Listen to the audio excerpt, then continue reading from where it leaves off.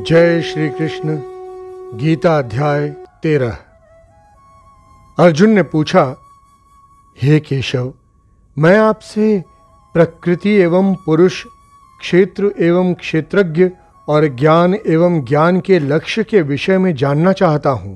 श्री भगवान ने कहा, हे कुंती पुत्र, ये शरीर ही क्षेत्र अर्थात कर्म क्षेत्र कहलाता है, और जो इस क्षेत्र को जानने वाला है वो क्षेत्रज्ञ यानी आत्मा कहलाता है।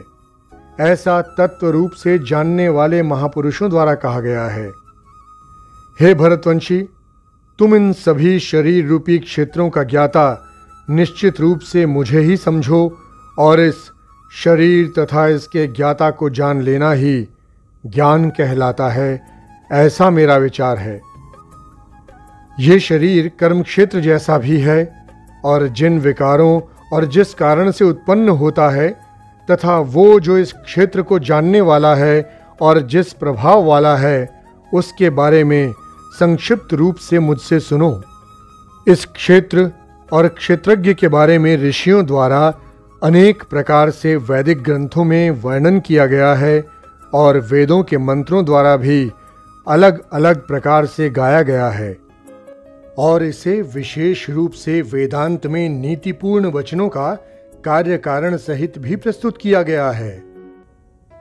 हे अर्जुन, ये क्षेत्र पंच महाभूत पृथ्वी, जल, अग्नि, वायु और आकाश, अहंकार, बुद्धि, प्रकृति के अव्यक्त तीनों गुण, सत, रज और तम, 10 इंद्रियों कान, त्वचा, आंख, जीभ, नाक, हाथ, पैर, मुख, उपस्थ और गुदा, एक मन, 5 इंद्रियों के विषय शब्द, स्पर्श, रूप, रस और गंध, इच्छा, द्वेष, सुख, दुख, चेतना और धारणा वाला ये समूह ही विकारों वाला पिंड रूपी शरीर है, जिसके बारे में संक्षेप में कहा गया है।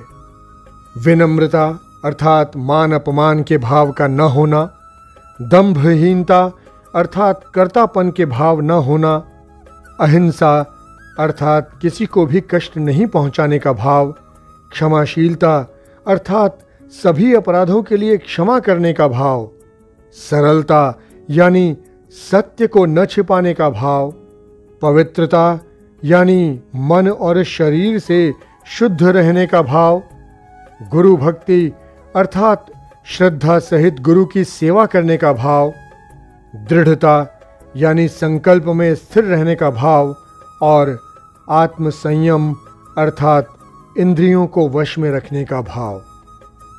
इंद्रिय विषयों शब्द, रूप, रस, गंध, स्पर्श के प्रति वैराग्य का भाव, मिथ्या अहंकार अर्थात शरीर को स्वरूप समझना, ऐसा न करने का भाव, जन्म, मृत्यु, बुढ़ापा, रोग, दुख और अपनी बुराइयों का बार बार चिंतन करने का भाव, पुत्र, स्त्री, घर और अन्य भौतिक वस्तुओं के प्रति आसक्त न होने का भाव, शुभ और अशुभ की प्राप्ति पर भी निरंतर एक समान रहने का भाव, मेरे अतिरिक्त अन्य किसी वस्तु को प्राप्त न करने का भाव, बिना विचलित हुए मेरी भक्ति में स्थिर रहने का भाव, शुद्ध एकांत स्थान में रहने का भाव, और सांसारिक भोगों में लिप्त मनुष्यों के प्रति आसक्ति के भाव का न होना, नित्य आत्म स्वरूप में स्थित रहने का भाव, और तत्व स्वरूप परमात्मा के साक्षात्कार करने का भाव,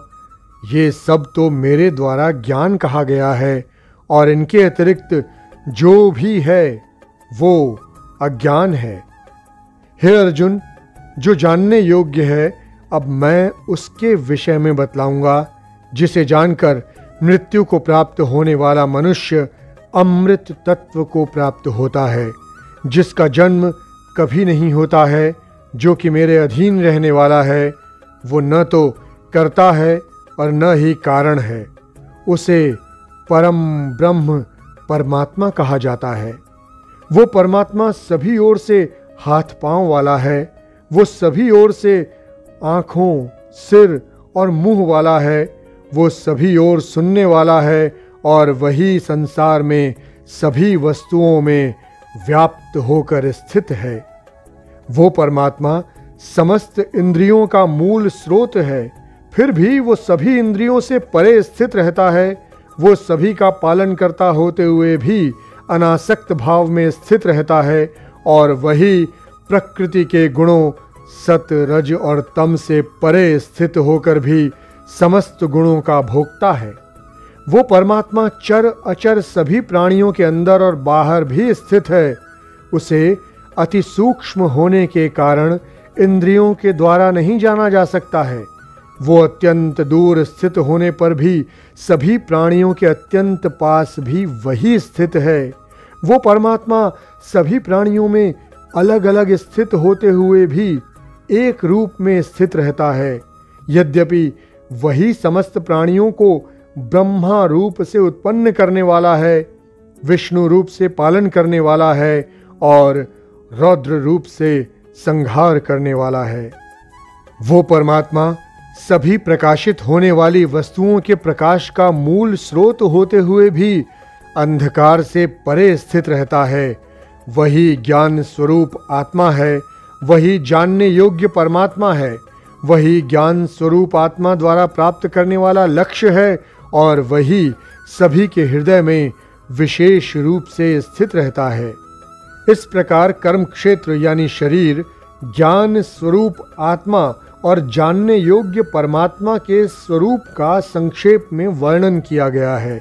मेरे भक्त ही ये सब जानकर मेरे स्वभाव को प्राप्त होते हैं।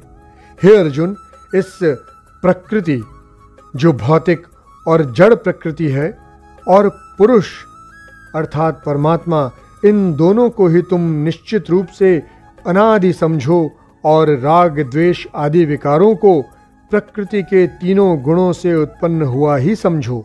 जिसके द्वारा कार्य उत्पन्न किए जाते हैं और जिसके द्वारा कार्य संपन्न किए जाते हैं उसे ही भौतिक प्रकृति कहा जाता है और जीव सुख तथा दुख के भोग का कारण कहा जाता है। भौतिक प्रकृति में स्थित होने के कारण ही प्राणी प्रकृति के तीनों गुणों से उत्पन्न पदार्थों को भोगता है और प्रकृति के गुणों की संगति के कारण ही जीव उत्तम और अधम योनियों में जन्म को प्राप्त होता रहता है। सभी शरीरों का पालन पोषण करने वाला परमेश्वर ही भौतिक प्रकृति का भोक्ता साक्षी भाव में स्थित होकर अनुमति देने वाला है, जो कि इस शरीर में आत्मा के रूप में स्थित होकर परमात्मा कहलाता है। जो मनुष्य इस प्रकार जीव को प्रकृति के गुणों में साथ ही जानता है, वो वर्तमान में किसी भी परिस्थिति में स्थित होने पर भी सभी प्रकार से मुक्त रहता है और वो फिर से जन्म को प्राप्त नहीं होता है।